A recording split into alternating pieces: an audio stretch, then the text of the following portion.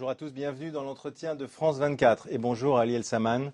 Bonjour. Journaliste égyptien, vous venez de faire publier votre livre, vos mémoires. Il s'appelle L'Égypte d'une révolution à l'autre et qui retrace toute l'histoire contemporaine de l'Égypte. Quelle histoire, hein, on va en reparler. Vous êtes aujourd'hui le président de l'Union internationale pour le dialogue interculturel et religieux et vous avez été le conseiller d'Anwar el-Sadat pour la communication. Il comptait sur vous pour porter la bonne parole égyptienne à travers le monde. Alors vos mémoires, je le dis, brossent l'histoire de l'Égypte sous 3 présidents. Est-ce que je me trompe si je dis que vous avez aimé Nasser, vous avez travaillé avec Sadat et vous vous êtes méfié de Moubarak? Oui, peut-être les expressions sont très cassées. Nasser, je l'ai connu à la fin. J'ai eu une mauvaise période de 58 à 67 où j'ai eu des très mauvais rapports avec ses organes qui étaient très autoritaires. Je l'ai vu par pur hasard en 67 accompagnant Jean-Paul Sartre, Simone de Beauvoir et mon ami Claude Lanzmann dans une rencontre. Je vous avoue, ce que j'ai aimé avec lui, ça va peut-être vous étonner, ça a été plutôt après 67, lorsqu'il s'est mis à 4 pour faire ce qu'on peut appeler la guerre d'usure et corriger la gaffe de 67. Donc là, je savais qu'elle était malade et il s'est donné à fond jusqu'à sa mort. Donc les relations étaient différentes et lui, une fois il m'a donné confiance, c'est lui, je l'avoue, qui a donné l'ordre de me nommer à Paris comme directeur de l'agence et de la radio-télévision égyptienne.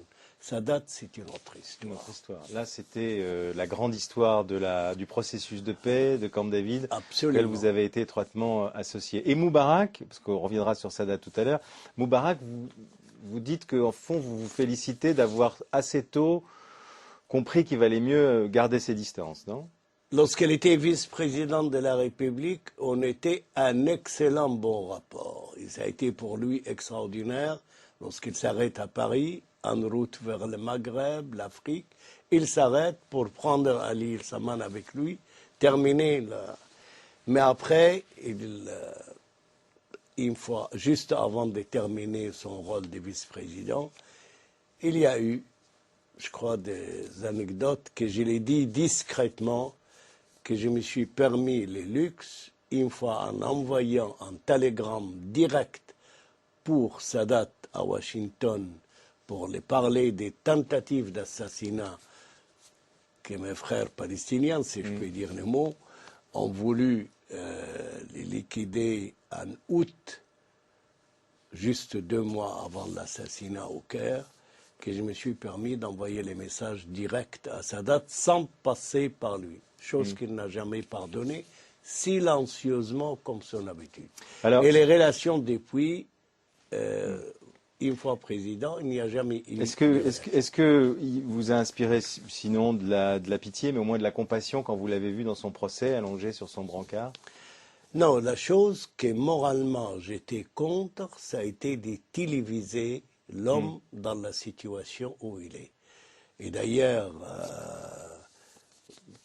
il y a beaucoup d'amis, même en Europe, en France, qui m'ont dit « Ali, ça ne se fait pas, cette... » Et j'étais très content, je vous avoue, le jour où le président du tribunal a ordonné l'arrêt de la télévision. Parce qu'il y a un respect, il y a une différence entre aller au tribunal, au jugement, payer les prix qu'il faut, et humilier un homme. Humilier, je ne sais pas pour... Mais vous pensez qu'il est normal que l'Égypte le juge aujourd'hui, qu'il a commis des crimes? Pardon? Vous pensez qu'il a commis des crimes, qu'il est normal que l'Égypte le juge? Il a commis des erreurs beaucoup plus même politiques qu'autre chose. Un, d'avoir accepté de changer la Constitution pour être élu d'une manière permanente à l'éternité. Mais ce qu'on lui reproche, c'est d'avoir tiré sur les manifestants. Or, c'est discuté. Je préfère, je suis juriste, je préfère attendre les résultats des enquêtes et surtout l'arrêt des tribunaux. Et en plus d'avoir accepté que son fils mène le dynamisme et les manœuvres de l'histoire de l'héritage, sans dire non, c'est pas le moment et que ça ne se fait pas. Ça, c'est les deux erreurs majeures. Alors, ce qui se passe actuellement, en ce moment même au Caire, est-ce que c'est une deuxième révolution? Écoutez, je vais vous dire des choses qui vont peut-être vous étonner. L'Égypte, au fond, n'a pas, vous connaissez l'Égypte presque aussi bien que moi, Non. n'a pas l'habitude des révolutions. Et vous le savez, au moment où la révolution de 52, ça a commencé par un coup d'État de l'armée. Après, ça est devenu un processus révolutionnaire, organisé, réfléchi, c'est autre chose. Mais, et ce qui est arrivé, la révolution de janvier dernier, ce n'est pas, lorsqu'on dit une révolution, il n'y a pas de leadership, il n'y a pas une organisation, c'est la spontanéité du mouvement. Et tous ces jeunes, je vous avoue, ça m'attriste que tout ce groupe de jeunes aujourd'hui, avec la meilleure volonté, on n'arrive pas à les grouper en une partie.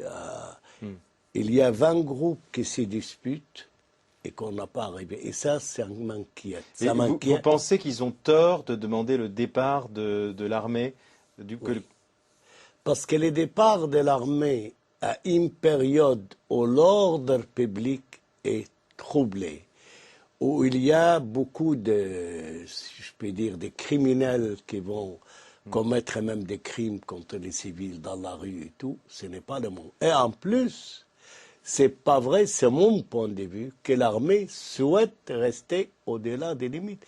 Je ne sais pas qui a inventé cette histoire.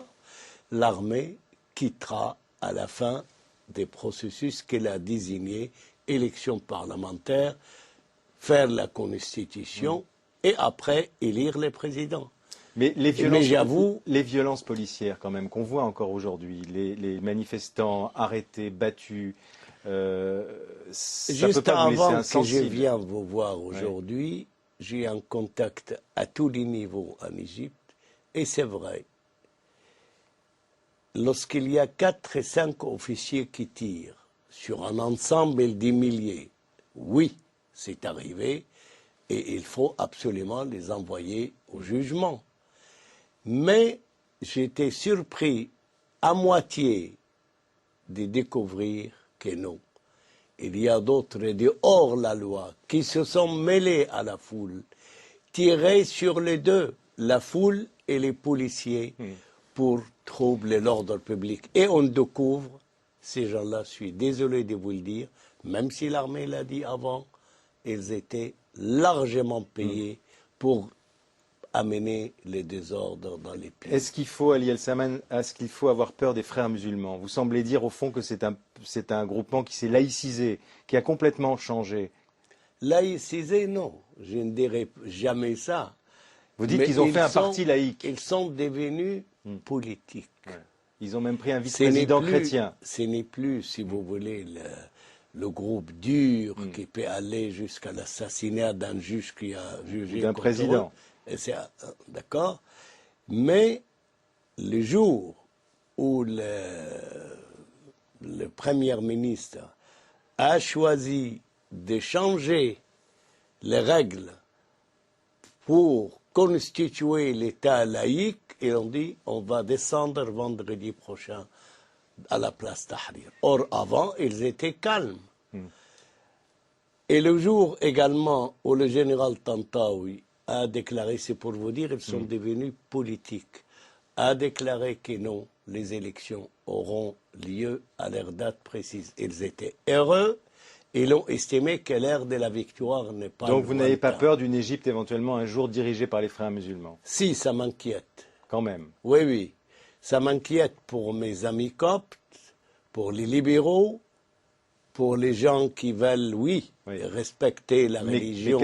Mais qu'est-ce qu'on peut faire? On ne peut rien faire. Une fois que vous avez choisi la règle démocratique, c'est fait. Mais j'espère qu'ils prendront peut-être les modèles de nos frères et nos amis tunisiens. Alors, une question, parce qu'après, il va falloir qu'on arrive à la fin de l'entretien. Une question sur le grand moment de Sadat, son voyage à Jérusalem.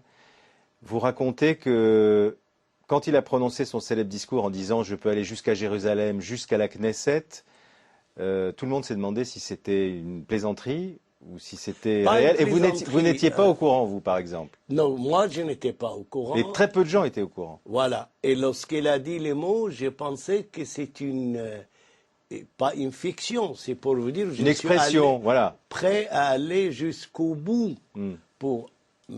Et c'est la raison pour laquelle j'ai appelé le conseiller des presses, qui m'a remplacé, parce que j'étais son conseiller pendant la guerre de Kippour, en octobre, et je lui ai dit, est-ce que le président a l'intention, est-ce que vous pouvez lui poser la question? Il n'a pas répondu, parce qu'il a voulu garder l'effet des surprises lorsqu'elle débarque à Jérusalem. Mais, puisque vous parlez de la paix et sa date, ce que je ne peux jamais oublier, c'est d'avoir entré chez lui à la maison de campagne dans ce village de Mitaboulkoum, 5 mois après ce qu'eux appellent la victoire, et qu'il me dit, Ali, c'est très simple, il n'y a pas un homme qui va à la guerre pour la guerre, mais il va à la guerre pour gagner une place respectable sur une table de négociation.